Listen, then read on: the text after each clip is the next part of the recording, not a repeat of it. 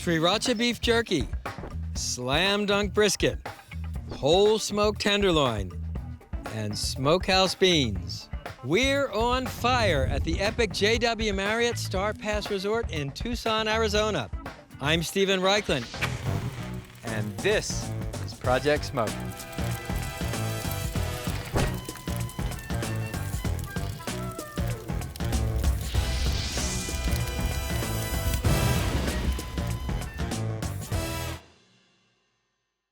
For many people, beef is the ultimate barbecue. Just ask a Texan about brisket, or a Californian about tri-tip, or an Englishman about his sacrosanct roast beef. In today's show, I give you really big beef. Up first, Sriracha beef jerky. It starts with a marinade of finely chopped garlic, chopped fresh cilantro, sesame oil for a nutty flavor, fish sauce or soy sauce for that rich umami saltiness, and Thai Sriracha hot sauce for firepower. Whisk these ingredients together to make a smooth and explosively flavorful marinade. Next, the beef. You want a lean cut like top round, which I'm using here.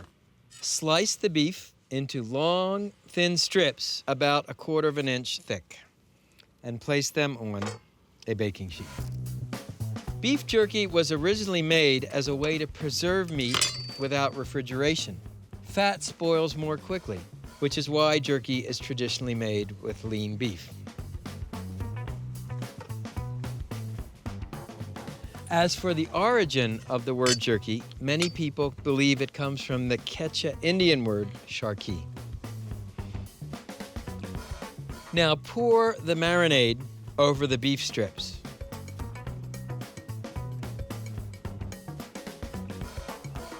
Then just use a spoon to spread the marinade over the beef. Now, marinate the jerky in the refrigerator for at least 4 hours, or as long as overnight. When I try to imagine the origins of smoking, I think of prehistoric hunters and gatherers, fresh back from the hunt, hanging thin strips of meat on wooden racks next to a smoky fire. The idea was to dry out the meat, smoke it to preserve it. In other words, beef jerky. To smoke the jerky, I'm using an electric smoker. Electric smokers are great for jerky because you cook it for a long time at a low temperature. It's hard to maintain that low temperature on a charcoal or wood-burning smoker. This smoker is fueled with sawdust discs. I'm using cherry. Lay the strips on the wire rack, leaving about 1/4 inch between each.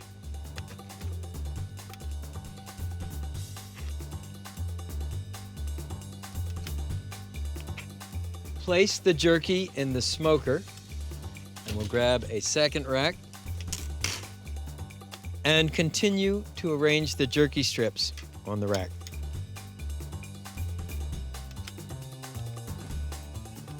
Then place the second rack in the smoker, close the smoker. Cooking time about 4 hours, temperature 160 degrees. So here's what the jerky looks like after 4 hours. To me, it has a rustic beauty. It's almost as dark as ebony. It's tender, almost crispy, slow burn from the sriracha, nice nutty flavor from the sesame oil. I never dreamt that jerky could be so complex.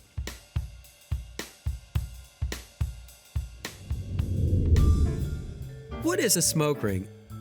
The smoke ring is that pinkish red band found just below the surface of barbecue meats.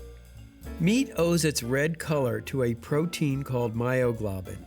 Expose the meat to air for an extended period and you get a brown pigment called metmyoglobin. Burning wood creates a gas called nitrogen dioxide. This gas binds with the myoglobin and prevents it from browning. Because the nitrogen gas absorbs from the outside in, the smoke ring occurs only on the outside edge of the meat, 1/8 to 1/2 inch deep. Moisture is the secret to maximizing the smoke ring. The dissolved gas can't penetrate the meat very far if the surface dries out. Swabbing your brisket with mop sauce, spraying it with apple cider, or adding a pan of water creates a wetter surface. This helps grab more nitrogen dioxide from the smoke and drives it deeper into the meat. A lot of people are intimidated by brisket, even if they're comfortable with ribs or pork shoulder. Well, watch closely. Here's a Texas Hill Country brisket that's a slam dunk every time.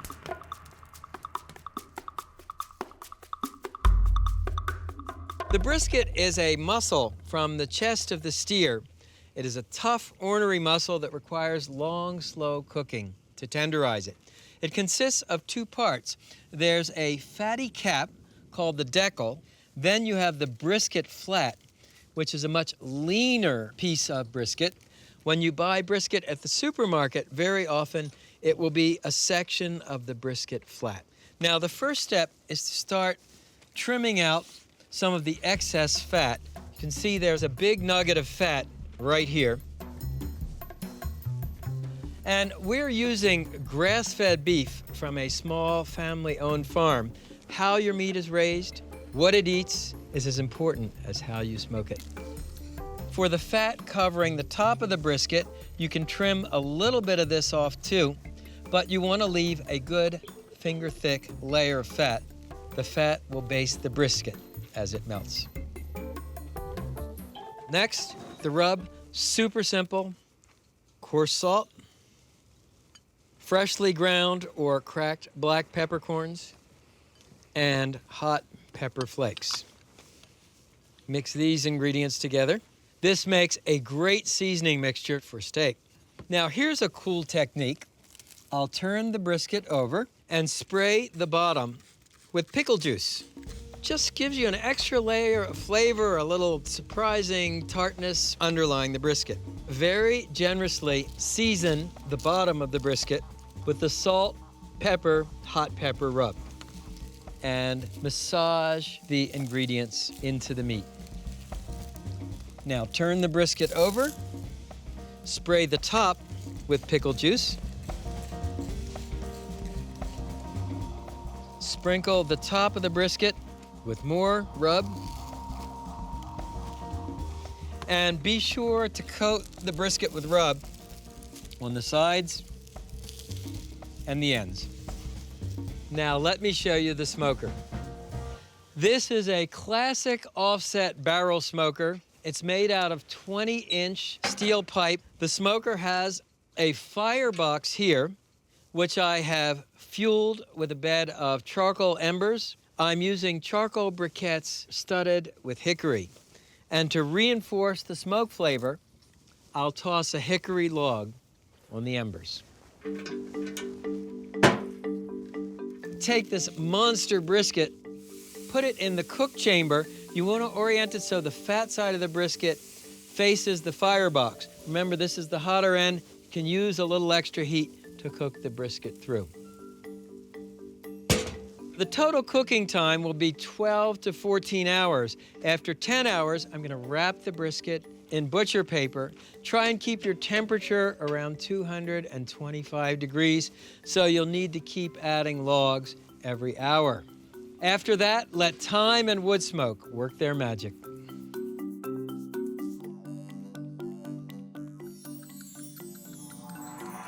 Here is the brisket after 10 hours. If you were to take its temperature, it would be about 160 degrees. The target temperature for brisket is 190 to 195 degrees. That's where you get maximum tenderness. But a curious thing happens along the way. When you start cooking your brisket, the temperature goes up and up and up. And then after a few hours, the temperature plateaus, and it may actually go down. It's called the stall in barbecue circles. And what's happening is because of the evaporation of the juices on the surface of the meat, that actually brings the temperature of the brisket down. Nothing to be panicked about. You power through the stall, your brisket will continue to cook. However, the reason I've stopped it after 10 hours is at this point, I like to wrap the brisket in butcher paper. Turn it over and pull the paper over it.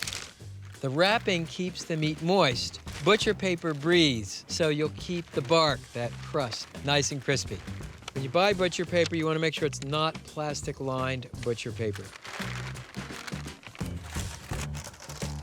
You'll continue cooking the brisket for another 2 hours or so. You're looking for an internal temperature of 195 degrees. So the brisket has been cooking in its butcher paper wrap for another 2 hours. Let's take a look at it. Oh, man. And that looks awesome. Very tender. But you're not done yet. The last step is to put the brisket in a cooler and let it rest for 1 to 2 hours. This relaxes the meat, and this is the real secret to a tender brisket. Let me show you how to make the barbecue sauce. Start by melting a couple of tablespoons of butter. Add 2 strips of diced bacon and a half of a small diced onion. Cook these ingredients until the onion and bacon are browned. Stir in Dijon mustard. This will give you the spice. And brown sugar. This will give you the sweetness. And your favorite hot sauce. This will give you the heat. Next, add distilled white vinegar and a little water. And finally, as always, a little salt and freshly ground black pepper. Simmer these ingredients together until thick and richly flavored. The smokiness of the bacon will go very nicely with the smoked brisket. The brisket has rested for 2 hours. The first step in carving a brisket is you want to take the decal, this top piece, off the flat. One of the things that makes cooking and carving a brisket so challenging is that there are actually 2 muscles that run in different directions. You can see the decal runs in this direction. By the way, nice smoke ring, huh? And then the flat runs in this direction. So carve across the grain. Look at that. It slices so easily. Great smoke ring. Super moist. Nice. Now the decal. We want to cut off this fat.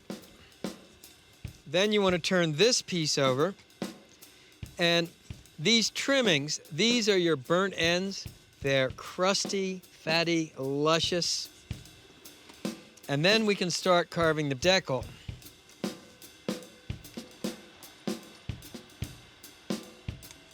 And finally, I'm just dicing up the burnt ends. So here are the 3 parts of the brisket: the sliced flat, the sliced decal, and the burnt ends. Let's see how we did. Take a slice of brisket, slice the decal, get some burnt ends, and you can take some of the bacon mustard sauce.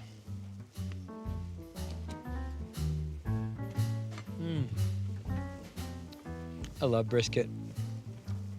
Super nice smoke flavor, very simple spicing. The meat is moist, succulent. If you try the decal,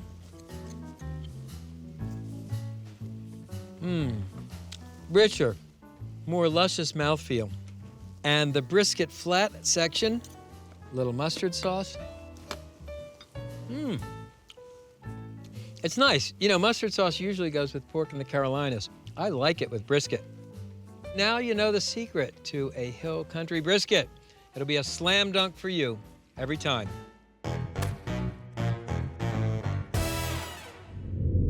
Every barbecue culture has its version of baked beans. Well, you know Reichlen's rule. If something tastes good sautéed, fried, or baked, it probably tastes even better smoked. So the challenge here was to create a baked bean that you could cook in a smoker. In a heavy pot or Dutch oven, cook bacon over a medium heat to render the fat. Add onions and garlic and cook until the vegetables are soft. Stir in 1 can of kidney beans and 1 can of black beans.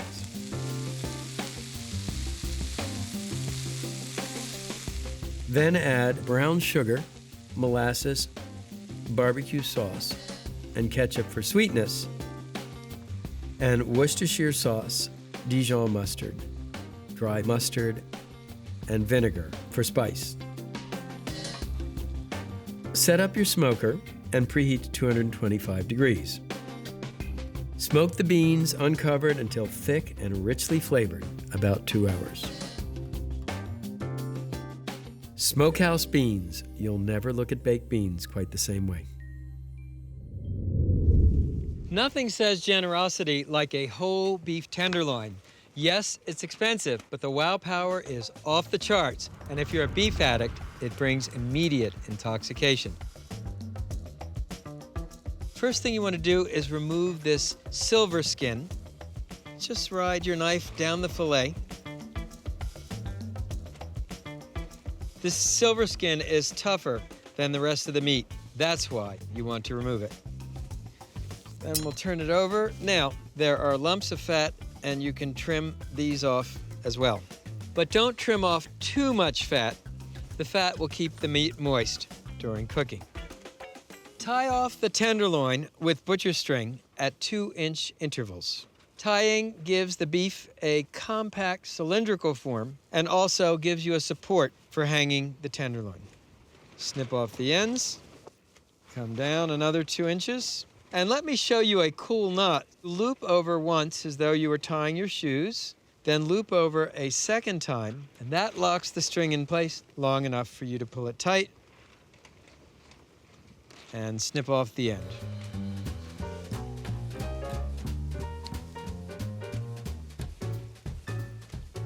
Now for the last tie, fold the tail, that slender piece of tenderloin, over to give the whole tenderloin a uniform thickness so it cooks evenly.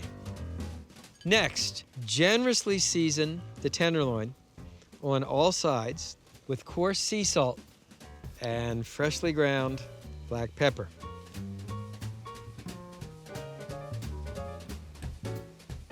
Then drizzle the tenderloin on all sides with extra virgin olive oil. Remember, beef tenderloin is an extremely lean cut of meat, so the oil helps keep it moist. Roll it around on the board a few times to coat it evenly with oil and work in the salt and pepper. Insert a hook through the head end of the tenderloin, and you're ready for smoking. This is an upright barrel smoker, sometimes called a drum smoker. I filled the coal pan with unlit briquettes, and I have a chimney full of lit coals. Pour them on top of the unlit briquettes. This is a great way to achieve an even heat and a slow burn. And to pump up the smoke flavor, I'm going to add 2 chunks of oak. Now, hang the beef tenderloin from the metal crossbar. Cooking time, about 40 minutes. Target temperature, 125 degrees.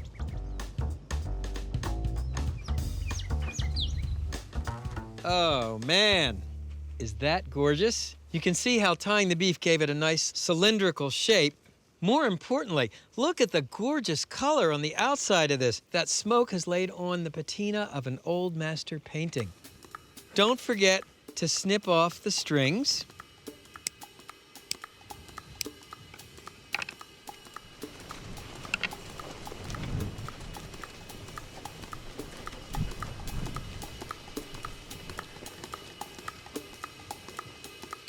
You can see a little weather's coming into the set of Project Smoke here, but that will not slow us down. Rest the tenderloin 10 minutes. Meanwhile, a vegetable salad you not only can burn, but should burn. Start with a selection of bell peppers and poblano chilies. Arrange them directly on the embers. No grill grate needed.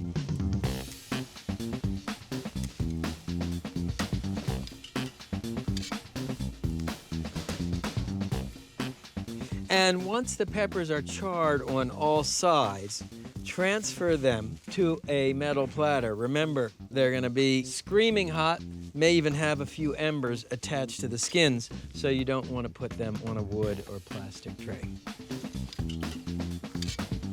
I told you these peppers were self-smoking. You can see the smoke rising from the skins. Let the peppers rest until they're cool enough to handle, and then with a paring knife, simply scrape off the burnt skin, leaving the sweet, charred, smoky pepper flesh.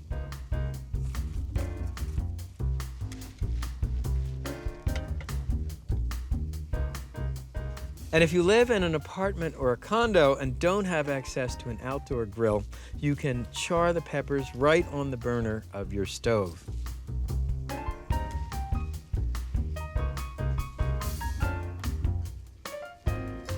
Now, cut the peppers in half and remove the stem, scrape out any seeds, and arrange them on a platter.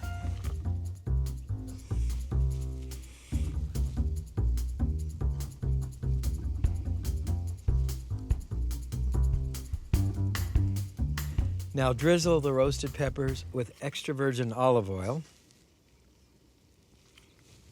and season with sea salt and freshly ground black pepper. Well, let's cut in, see how we did. Just cut off that end piece. So down at this end, it is more medium, and as we advance to the head, it will become rare. So one nice thing about smoking beef tenderloin in an upright barrel smoker is everybody gets the degree of doneness they prefer. I wish you could smell this incredible smoky aroma. And to complete our feast with beef, I love an Argentinian Malbec. Look at that ruby color. I'll take a slice of pepper. Sorry, hold it, it's crazy. Just give it a second. All right. Okay, it's never been calmer. 20, sir. Just for a brief moment, 20. And here we go, ready? And still rolling, still rolling. Pick up the plate again, pick up the plate one more time. And ready, action. Okay. And a spoonful of horseradish sauce. The recipe is on our website. And now, the moment I've been waiting for.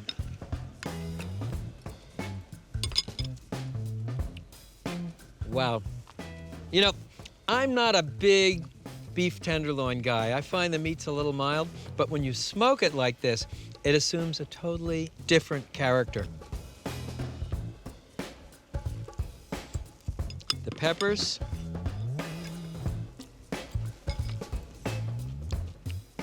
Just by charring the peppers on the embers, you endow them with an incredible smoke flavor. So that's our show on really big beef. Sriracha beef jerky, slam dunk brisket, smoked beef tenderloin, and smokehouse beans. See you next time. Cheers. Oh, nice umbrella.